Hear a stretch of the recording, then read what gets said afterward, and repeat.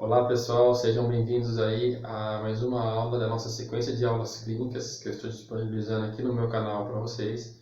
E hoje nós vamos falar um pouquinho de dor ciática. Vou ensinar vocês a avaliar, a diagnosticar e a tratar pacientes com crise de ciatalgia. Tudo bem? Antes de nós entrarmos em si na aula, nós precisamos saber literalmente o que é dor ciática, porque existe muitos conceitos de ciatalgia e muitos profissionais são perdidos em relação a isso e por isso não conseguem identificar uma dor ciática e por consequência não conseguem ajudar um paciente que está em crise, né, de inflamação do nervo esquiático. Então, dor ciática nada mais é que uma dor incapacitante, intensa, aguda, que incapacita esse nervo de sofrer estiramento. Então, sabendo que o nervo esquiático ele mora na região posterior da perna, do membro inferior, toda vez que eu faço uma flexão de quadricônio no joelho em extensão do decúbito dorsal, eu gero tensão nesse nervo, então o paciente não vai conseguir fazer esse movimento. Da mesma forma, se ele estiver em posição ortostática, os nervos estão em tensão, ele não consegue ficar nessa posição a não ser que ele flexionar o joelho, tirando a tensão desse nervo. Da mesma forma, em posição ortostática, se eu pedir a esse paciente para que ele coloque a mão no chão, fazer uma flexão de tronco, ele também não vai conseguir, porque quando eu faço flexão de tronco, eu coloco tensão no nervo esquiático, então essa dor piora. Então, dor ciática é inflamação do nervo esquiático, é uma dor incapacitante, intensa, que piora ao estiramento. Isso é ciatalgia, e sem contar que ela tem que ser no sentido do trajeto do nervo esquiático, tudo bem? Muitas disfunções musculares da região do quadril posterior manifestam dores referidas na parte posterior da coxa. Isso é muito confundido com ciatalgia, tudo bem? Uma ciatalgia clássica, ela vem com essas características que eu estou passando para vocês, tudo bem? Então, nós precisamos saber, antes de mais nada, um pouco da anatomia do nervo esquiático, né? De onde ele vem, qual a relação dele com outros nervos do corpo, para poder então ter uma noção para avaliar, diagnosticar isso e depois colocar a melhor técnica para ajudar o nosso paciente. Então, o nervo esquiático, gente, o nervo esquiático, ele emite as suas ramas do plexo sacral e também das duas últimas vértebras do plexo lombar. O plexo lombar vai até a L5, né? E o plexo sacral começa em S1. Só que o nervo esquiático, ele recebe algumas ramas de L4 e L5. Então ele vai receber ramas aí de L4 até S3. Então ele vai fazer parte dos dois plexos, tanto do plexo lombar quanto do plexo sacral. Então, muitas disfunções e muitos problemas a nível de L4 e L5 pode gerar dores de nervo ciático, bem como complicações também a nível de sacro pode produzir uma dor ciática. Então, por quê? Porque o plexo mora ali, o plexo sai dali, né? Então, o que nós precisamos saber de nervo ciático é que ele tem sua raiz em L4 e vai até a S3. Porém, esse nervo, o nome dele é isquiático, mas ele é dividido em dois, uma rama anterior e a outra posterior, né? Ele é o maior nervo do corpo, o seu calibre é o maior calibre que existe, depois do nervo femoral. Então, ele é como se ele fosse dois, assim, ó. Na verdade, uma rama anterior e a outra posterior. Quando eles se unem, né, ele é chamado de nervo isquiático. Porém, a raiz desse nervo, que é L4, até a S2, nós chamamos ele de fibular comum. Então é mais ou menos assim, ó. L4 sai uma rama, L5 sai outra, S1 e S2.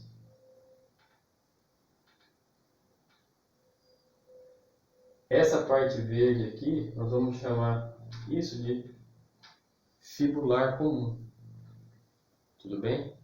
Que é o nervo isquiático, uma parte do nervo isquiático.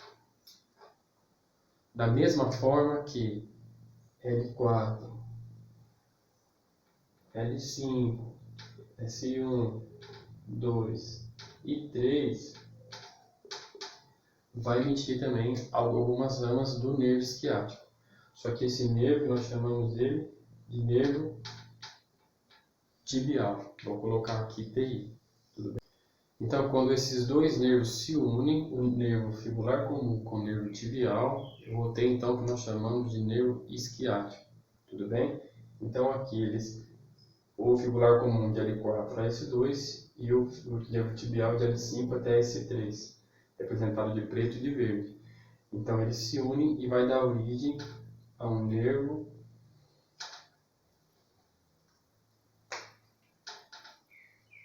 nós vamos chamar ele de nervo ISQ, nervo isquiático. Tudo bem? O nervo isquiático, depois que ele emite as suas ramas de L5 a S3, ele sai ali da região lombosacra e vai seguir o seu trajeto passando por meio do forame isquiático maior e vindo em direção à fossa pompoplítea na parte posterior da coxa. Tudo bem? Então, quando na parte posterior da coxa desce o nervo isquiático,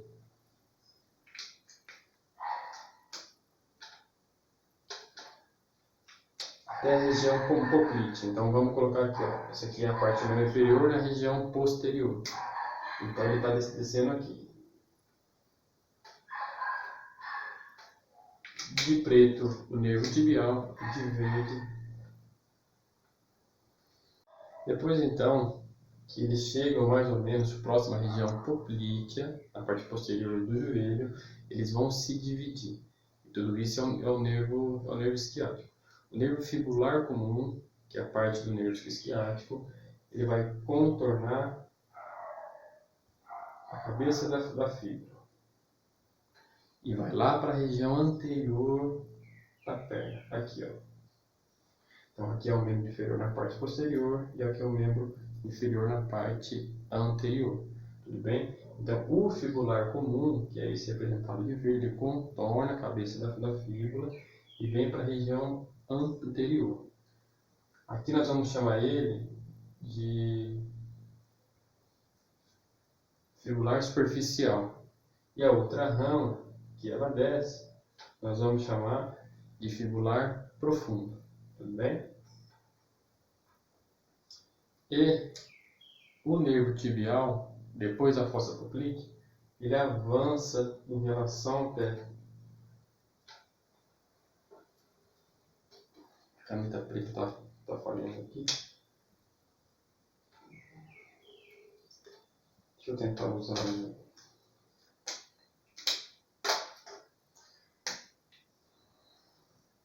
Então, o nervo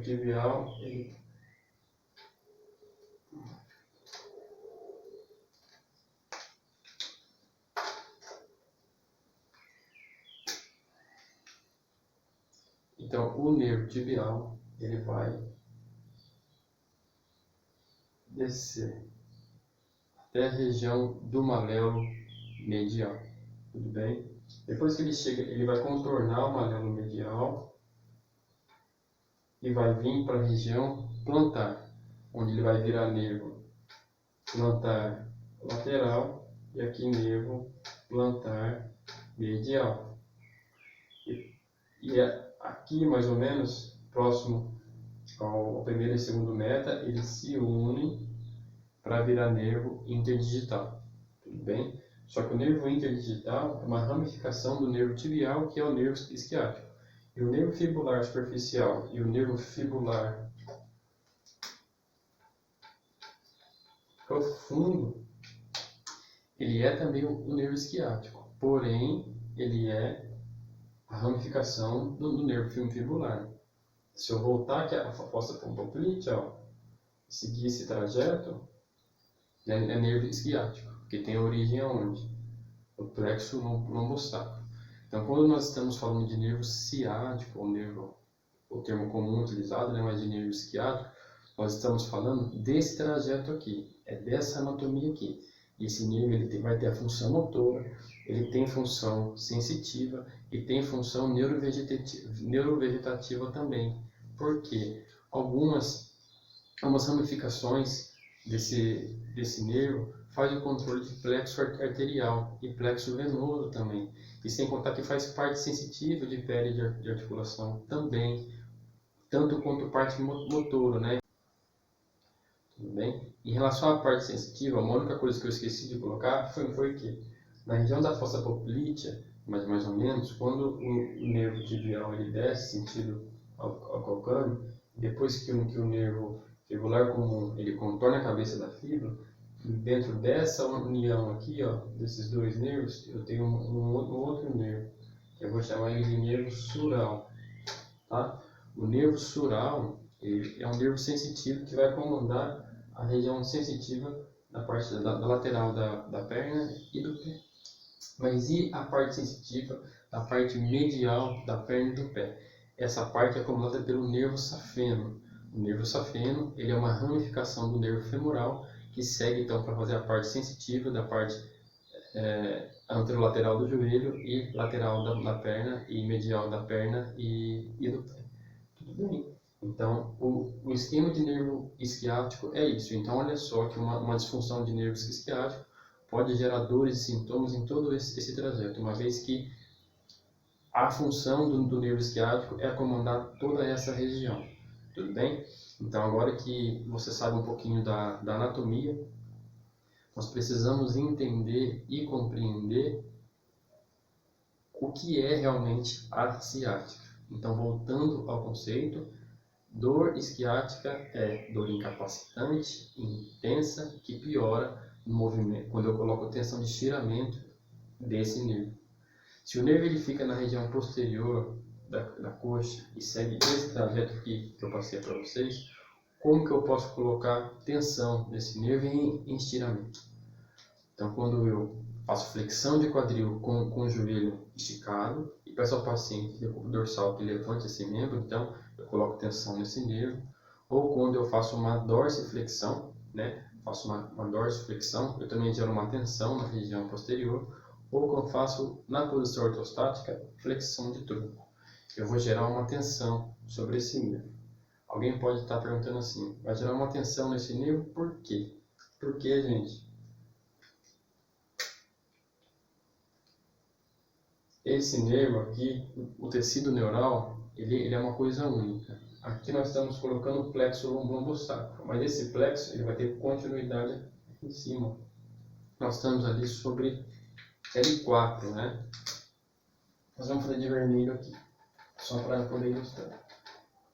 Isso aqui vai se comunicar com isso aqui, parte da medula, que vai até a parte central.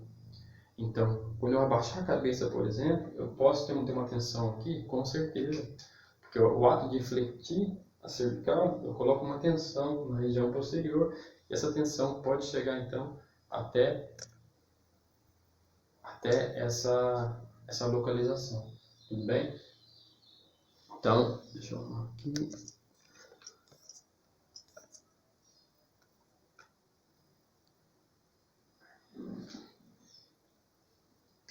Então, como que vai ser o teste? Como eu vou identificar que esse paciente está com uma ciatalgia ou não? Primeiramente, na posição estática. Quando você observar o paciente caminhando, você vai perceber que ele está claudicando, ele não consegue andar. A dor é incapacitante. Depois, na posição estática, ele vai estar com o membro em flexão, do lado que está inflamado. Ele vai estar com o membro em flexão. Tudo bem? E depois você pode testar, né? Passivo, fazendo flexão de quadril com exceção de joelho, ele não vai aceitar, e pedir para ele fazer flexão de tronco, ele também não vai aceitar. Então, sabendo que é uma verdadeira ciática, nós vamos então colocar esses testes, e se o corpo piorar o sintoma, então eu posso diagnosticar que esse paciente está com uma ciatalgia. Tudo bem?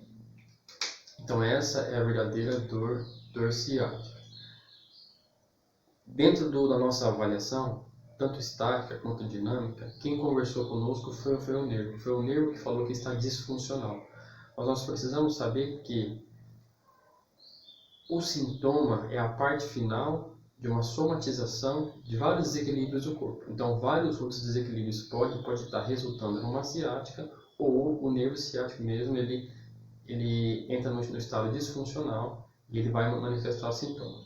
Então, a maioria das vezes, né, que a pessoa tem uma ciática, é um conjunto de fatores que soma na ciática. E a maioria das vezes é o nervo ciático em si. Mas tanto em uma opção quanto na outra, eu vou precisar abordar esse paciente trabalhando primeiramente sobre esse território do nervo ciático. Tudo bem? Então, gente, nunca estire um nervo dessa forma. Se você identificou que isso é uma verdadeira ciática, nervo ciático com dente em estiramento, ele piora esse sintoma. Então, se o paciente vai ao pilar, se você passa alongamento para esse paciente, está errado. Esse paciente ele vai piorar. Ele não pode entrar em nenhuma atividade que vai gerar para ele estiramento desse nervo. Ele tem que primeiramente ser orientado a fazer repouso em posição de flexão. Então, quando eu flexiono todo o meu corpo, eu tiro a tensão desse nervo e dou a capacidade para o nervo ir melhorando o seu estado inflamatório. E depois, orientado no meu consultório, eu tenho que tratar desse nervo. E como é o tratamento para nervos, para uma ciatalgia, quando ela é clássica?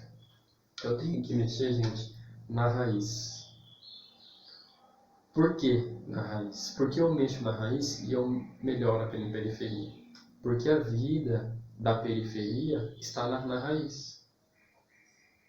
Utilizando o exemplo da árvore, por exemplo, não é assim?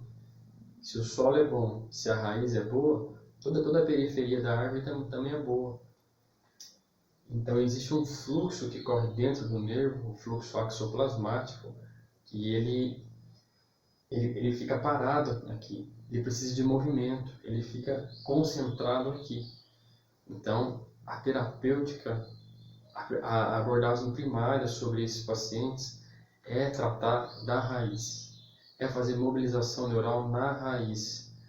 E depois, à medida que o sintoma for caindo, né, eu vou começar a colocar atenção nesse nervo para poder melhorar a sua complacência. Então, eu trabalho a raiz.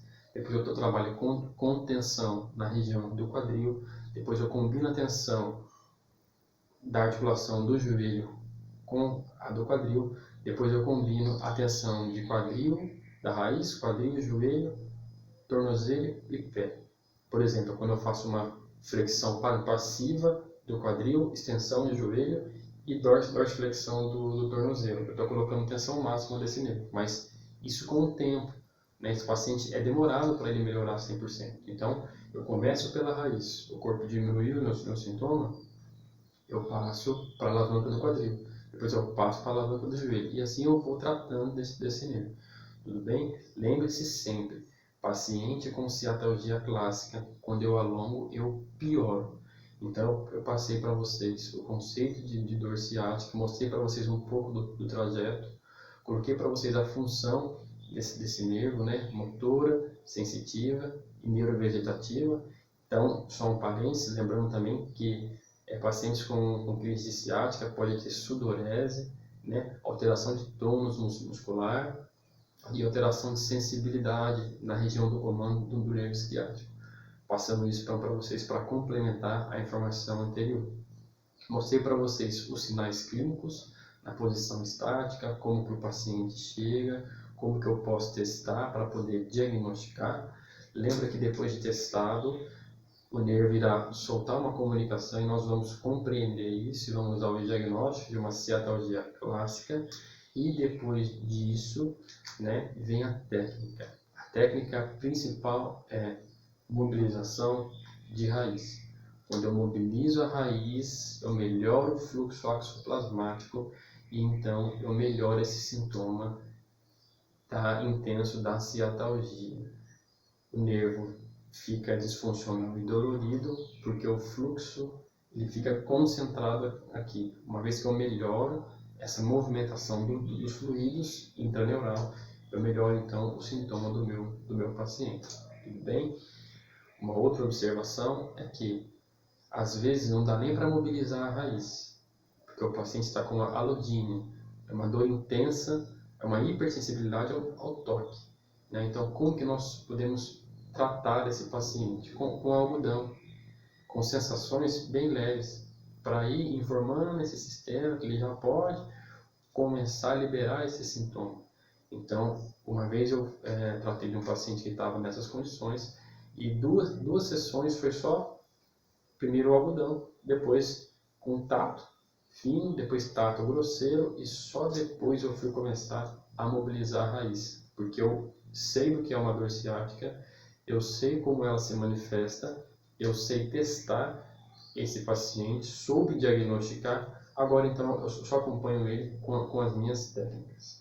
Então isso que eu queria deixar para vocês, esse é o processo, essas são as técnicas, e se você, geralmente, 70% dos casos melhoram só com essas técnicas, mas quando o seu paciente começa a ter recidivas, então você tem que abrir a mente também para saber que várias outras coisas podem gerar dor ciática, como, por exemplo, disfunções de órgãos, né, disfunções na posição do corpo, disfunções postural, entre outras coisas mais.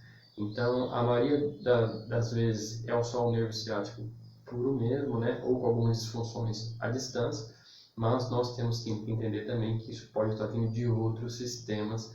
E então, se eu não conseguir ajudar ele dessa forma, se eu não tiver a ferramenta, eu preciso indicar esse paciente para quem tem as possíveis ferramentas. Tudo bem? Então, rapidinho, só para me complementar, uma coisa que eu esqueci de colocar para vocês, muitas das vezes também nós nem conseguimos tocar, colocar a mão, manipular, porque a dor é intensa, né? Quando eu não conseguir entrar com nenhuma técnica, eu posso começar a mobilizar a cervical, no sentido de pé, cama, cabeça, fazer uma tração cervical, né? Quando a periferia também se nega ao toque terapêutico, então eu posso ir lá para a cabeça. Eu posso manipular a cabeça e depois ver se o paciente ele vai aceitando o toque, as mobilizações com tensão local, tensão à distância e por aí vai. Então, deixo aqui para vocês o conceito, um pouquinho da anatomia do nervo ciático e uma forma de tratamento para esses pacientes.